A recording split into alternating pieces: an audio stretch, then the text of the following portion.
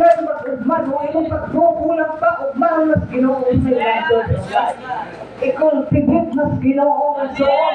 Ugman na ikong tibit niya imong pagtuo.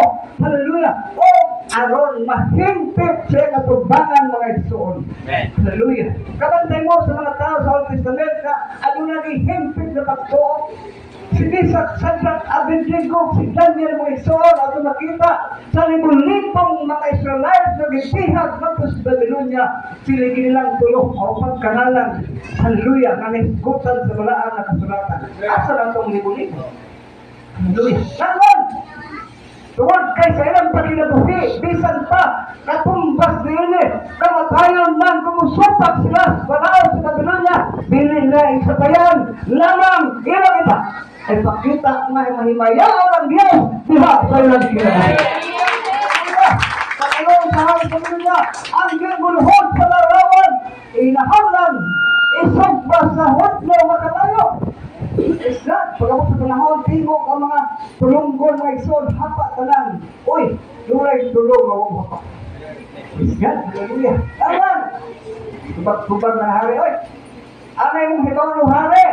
Kabisan pa, kulit namin, tabangan sa mga Ginoo, anay mong hisayran. Di mo maluhod, yan ang larawan nga imong gibuhat. Hallelujah.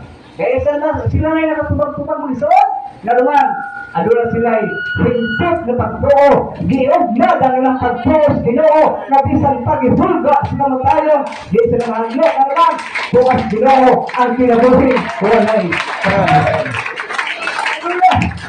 Praise the name of Jesus. Praise the name of Jesus. Buong nga, 60 minutos. Hallelujah. Praise the name of Jesus. Iwan pa sa Lucas, 14:33, si Ginoong Hesus na gayon mga igsoon. Bisan kinsa nga dili mubiya sa tanan nga iyang gihaptan, dili siya mahimong akong tinunan. Hallelujah. Matapos sa kanato natin gihuptan, so wala pa sa Ginoo, dahil lain mo butang atong gihuptan, nga mao'y atong gituhuan, na nakalipay sa atong kinabuhi.